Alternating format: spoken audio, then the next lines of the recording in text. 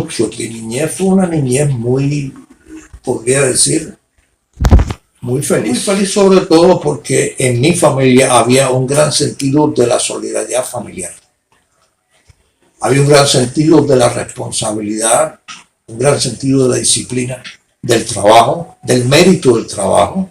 Mi familia, todo el mundo trabaja mucho. Mi hermana y yo hicimos los primeros años de la enseñanza primaria en casa. Cuando fuimos al colegio ya teníamos adelantado unos cuantos grados.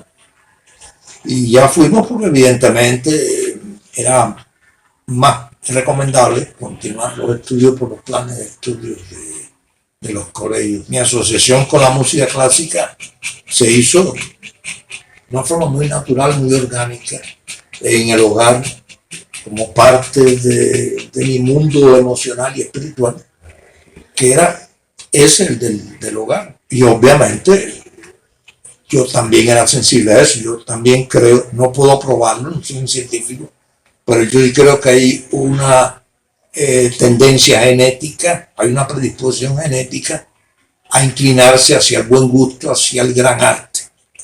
Hay una dosis, eso después obviamente se cultiva, es un proceso que no se puede quedar solo ahí, o no debe quedarse solo ahí si no pretende un ejercicio profesional en el arte. Pero es una premisa desde mi perspectiva. Adoré a Mozart desde muy temprano, era mi ídolo. El Mesías lo escuché muy pronto y me conmovía muchísimo, a mi hermana y a mí, porque mi hermana tiene una gran sensibilidad artística también, y es muy musical también, por cierto. Y Beethoven también, Beethoven me atrapó muy temprano. Ya en la adolescencia temprana, a los 14 años, me atrapó la ópera. Y empecé a sentir el gusto por ese género, por esa forma de arte, y hasta los días de hoy.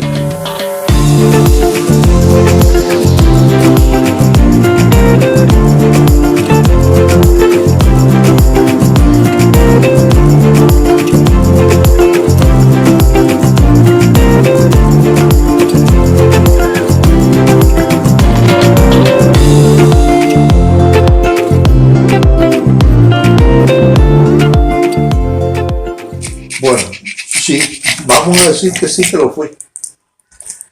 Obviamente mi gusto por la ópera me condujo al deseo de ser partícipe directo de ese mundo. Y un día recuerdo que estaba escuchando unos fragmentos de óperas por Enrico Caruso y yo dije, bueno, pero yo creo que este es mi camino. E intenté eso. Yo quería ya empezar y por qué no, y empecé a intentar buscar quien me entrenara, pero la realidad me dijo no. Fui a ver a una profesora muy famosa de esa época, Tina Farelli, que tenía una academia en la calle Calzada, una academia muy famosa que fundó con su esposo Arturo Bobby. Y ella fue la primera que me dijo, bueno, la primera profesional de ese mundo, que me dijo, no, pero usted es muy joven, no espere. Esperando estuve hasta que hubo un encuentro en casa de otra profesora, que había sido también cantante de la Ópera Nacional, que fundó Gonzalo Roy en los años 40, Carmelina Santana. Hubo un encuentro allí que propició una amiga y compañera, amiga hasta los días de hoy, María Eugenia. Me invitó una tarde a casa de su profesora Carmelina Santana, que un grupo de sus estudiantes y amigos querían hacer un homenaje privado al maestro Roy, ocasión en que conocí al maestro Roy, en que se me pidió que cantara para él. Y yo, como todo muchachito fresco, atrevido, ignorante, porque la audacia es hija siempre de la ignorancia, yo muy orondo me levanté y canté un fragmento de Hernani, no lo olvido, el Hernani de Verdi. Y él le pareció muy bien, le dice, mire, sí, es muy joven, pero bueno, puede empezar a estudiar ya. Ya habían pasado unos cuantos años de aquel primer encuentro. Ya mi voz estaba más o menos hecha. Y por sugerencia del maestro Roy, pues Carmelina Santana, la profesora, me aceptó como su alumno.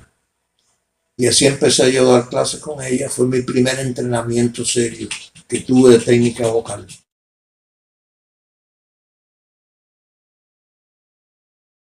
E hice una audición en la Ópera Nacional, que en esa época se llamaba Ópera Nacional, y fui admitido en el coro. Y ahí empecé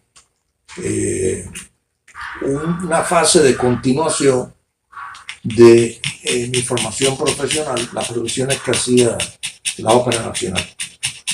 Recuerdo Rigoletto, La Ópera de Sevilla, La Traviata, El Trovador, en fin. Bueno, la composición fue como consecuencia de una etapa de mi vida que yo estaba sin hacer nada, pero siempre haciendo música, siempre conectado con la música. Había conocido una obra que me hizo mucho impacto, que fue el Edipo Rey de Sagunto, la ópera oratoria. Y un día, aquí en casa, me dio por pensar qué tal si yo hiciera algo similar a eso. O sea, una obra vocal con coro, solista y orquesta. ¿Qué tal si algo como eso pudiera ser posible? Recuerdo que utilicé los textos del Canto a mí mismo de Walt Whitman en una traducción al español que tenía en casa y empecé a intentar cosas. Yo no conservo aquello porque a la vuelta de los años aquello me pareció horroroso, era un intento dando palos de ciego, pero por algo se empieza. Lo que sí sacó eso como consecuencia es el gusto que empecé a sentir por eso. O sea, me sentí muy a gusto inventando música. Hubo un momento en una clase de armonía, recuerdo, armonía tradicional, que se propuso por parte del profesor hacer una pieza propia y a mí se me ocurrió hacer algo, un movimiento sonatina, leer un primer movimiento de sonatina y aquello salió. Nada con mérito para pasar al catálogo, por supuesto, pero en fin, sobre todo aquello, lo que me dio una medida de qué posibilidades podría tener. Y así empecé a hacer música.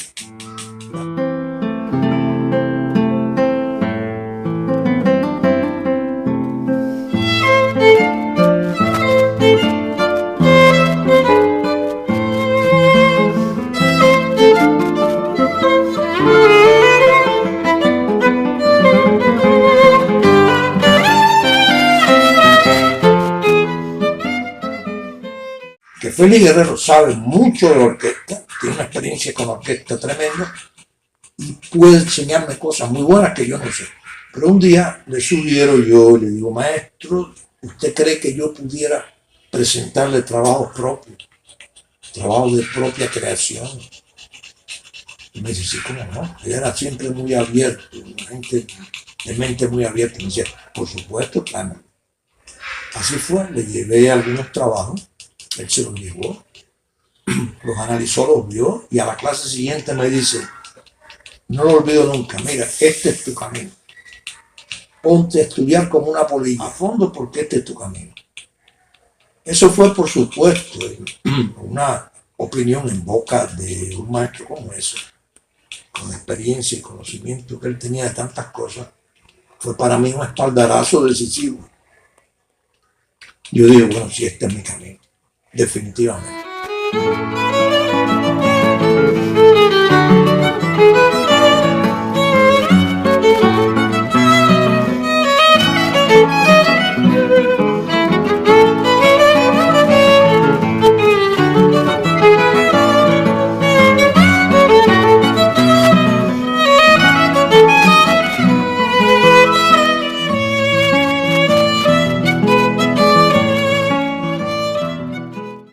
Todas, yo no pongo ninguna por encima de las demás. Todos son hijos de mi espíritu. Yo no quiero a todos los hijos igual. Todas implicaron mucho esfuerzo, mucho trabajo, mucha angustia, porque la búsqueda de la perfección es angustiosa, porque yo nunca estoy conforme con nada, siempre pienso que puede ser mejor. Voy puliendo con los años, hay piezas que aparentemente no acaban de componerse nunca, porque estoy continuamente puliendo aquí y allá un detalle por aquí, un detalle por allá. Como que alguien una vez me preguntó que cuándo iba a estar listo, digo, bueno, el día que me muera, que ya no puedo hacer más ajuste. Y ya, esa última versión es la que quedará. O sea, todos son angustiosamente felices.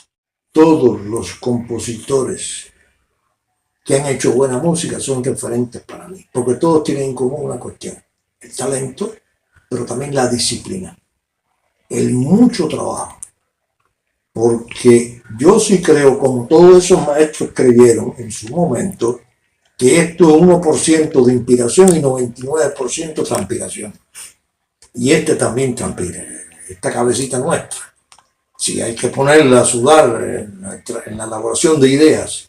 Y como todos han creído en la disciplina del trabajo, en esa meticulosidad de cumplir estrictamente con lo que uno asume como una misión en la vida, porque uno asume esto también como una cosa que es necesaria, una necesidad vital.